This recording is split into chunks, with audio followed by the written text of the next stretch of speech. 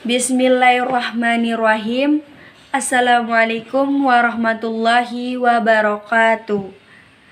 Alhamdulillahirabbil alamin.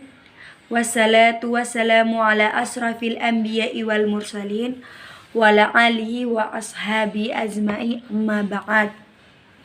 Pertama-tama, marilah kita panjatkan puji syukur kita kehadirat Allah Subhanahu wa taala dengan yang telah memberi kita nikmat kesehatan walaupun melakukan mata kuliah ini dengan online atau secara online. Di sini saya Fantiana Malo sebagai moderator sekaligus pemateri pertama dengan materi sejarah turunnya Al-Qur'an. Di sini saya akan menjelaskan tentang nuzul Al-Qur'an. Nuzulul Al-Qur'an terdiri dari kata nuzul dan Al-Qur'an yang berbentuk idafah. Penggunaan kata nuzul dalam istilah nuzulul Quran atau turunnya Al-Qur'an tidaklah dapat kita pahami maknanya secara harfiah, yaitu menurunkan sesuatu dari tempat yang paling tinggi ke tempat yang rendah. Sebab Al-Qur'an tidaklah berbentuk fisik atau materi.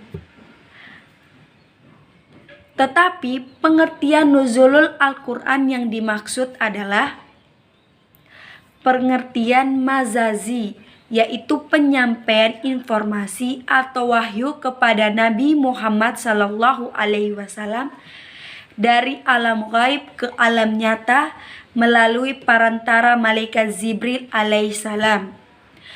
Muhammad Abdul Azim Al-Zarqani mentakwilkan kata nuzul dengan kata i'lam, atau yang seperti yang dikutip oleh Rifat Syauqi Nawawi dan Muhammad Ali. Alasannya, yang pertama, mentakwilkan kata nuzul dengan i'lam berarti kembali pada apa yang telah diketahui dan dipahami dari yang diacunya. Kedua, yang dimaksud dengan adanya Al-Qur'an di Lauh al-Mahfuz Baitul Izzah dan dalam hati Nabi SAW juga berarti bahwa Al-Qur'an telah di'alamkan. Nabi SAW juga berarti bahwa Al-Qur'an telah di'alamkan oleh Allah pada masing-masing tempat tersebut sebagai petunjuk bagi manusia untuk mencapai kebenaran. Yang ketiga, mewakilkan kata nuzul dengan i'lam hanyalah tertuju pada Al-Qur'an semata dengan semua segi dan aspeknya. Sekian dari saya, yang selanjutnya akan disampaikan oleh teman saya Trisna Olivia. Wabillahi taufiq wal hidayah. Wassalamualaikum warahmatullahi wabarakatuh. Bismillahirrahmanirrahim. Assalamualaikum warahmatullahi wabarakatuh. Perkenalkan, nama saya Trisna Olivia dari kelompok 1 kelas PIAUD 1D.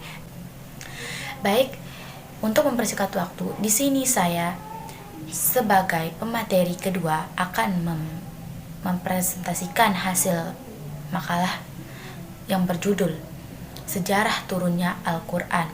Di sini terdapat tahapan-tahapan sejarah turunnya Al-Qur'an. Perbedaan kitab-kitab Al-Qur'an dipandang dari sebuah aspek cara gimana sih cara kita melihat proses penurunannya, yaitu sangat jauh berbeda dengan kitab-kitab wahyu lainnya. Sehingga karena perbedaan alasan tersebut, jika meragukan sumber munculnya teks wajar ketika dipertanyakan oleh orang-orang kafir. Dalam Al-Qur'an, Allah mengabdikan pertanyaan yang artinya, berkatalah orang-orang yang kafir, mengapa Al-Qur'an tidak diturunkan kepadanya sekali turun saja? Quran Surah Al-Furqan ayat 32. Terdapat dua mazhab pokok di kalangan para ulama di seputar pemahaman gimana sih proses turunnya Al-Quran itu, bahwa yang dimaksud dengan turunnya Al-Quran yaitu turunnya Al-Quran sekaligus ke Baitul Izzah di langit untuk menunjukkan kepada Nabi Muhammad SAW selama 23 tahun sesuai dengan peristiwa-peristiwa yang mengiringinya sejak dia diutus sampai dengan dia wafat. Sekian dari saya, wallahul muwaffiq ila aqwamit thoriq. Assalamualaikum warahmatullahi wabarakatuh. Baiklah, saya Ela Nuraini akan menjelaskan bahwa Al-Quran diturunkan Allah Subhanahu wa Ta'ala kepada Nabi Muhammad SAW secara bertahap sesuai dengan peristiwa-peristiwa yang mengiringinya sejak Nabi Muhammad SAW diutus sampai beliau wafat. Pendapat ini didasarkan pada riwayat dari Ibnu Abbas yang mengatakan bahwa Al-Quran diturunkan ke langit dunia pada malam Lailatul Qadar secara terpisah dari Az-Zikir, lalu diletakkan di Baitul Izzah. Kemudian malaikat Jibril menyampaikannya kepada Nabi Muhammad SAW secara bertahap-tahap, seperti yang dijelaskan dalam surah Al-Isra ayat 106 yang berbunyi Bismillahirrahmanirrahim. Wa Qur'anan faraqnahu litaqra'ahu 'alan nasi 'ala muktin wa nazzalnahu tanzila. Dan kami turunkan Al-Quran secara berangsur-angsur agar kamu membacakannya secara perlahan-lahan kepada manusia, dan kami menurunkannya bagian demi bagian. Baiklah, selanjutnya ialah pendapat yang menyebutkan bahwa Al-Quran diturunkan pada 20 malam kemuliaan atau dinamakan dengan malam Lailatul Qadar, yang setiap malam kemuliaan tersebut ada ditentukan oleh Allah untuk diturunkan setiap tahunnya secara berangsur-angsur kepada Rasulullah. Ada juga sebagian ulama yang berpandangan bahwa Al-Quran pertama-tama turun secara berangsur-angsur ke Lauhul Mahfuz, kemudian diturunkan sekaligus ke Baitul Izzah dan turun sedikit demi sedikit. Sedangkan pendapat yang disandarkan pada Al-Sya'bi berbeda dengan tiga pendapat di atas. Mayoritas ulama juga mengikuti pandangannya bahwa Al-Quran juga diturunkan dengan cara yang berangsur-angsur.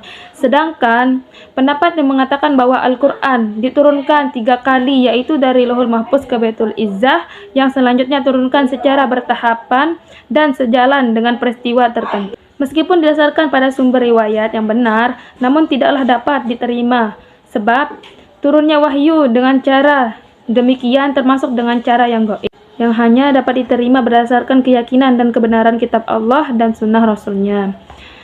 Al-Quran hanya menegaskan bahwa ia turun secara terpisah dan berangsur-angsur.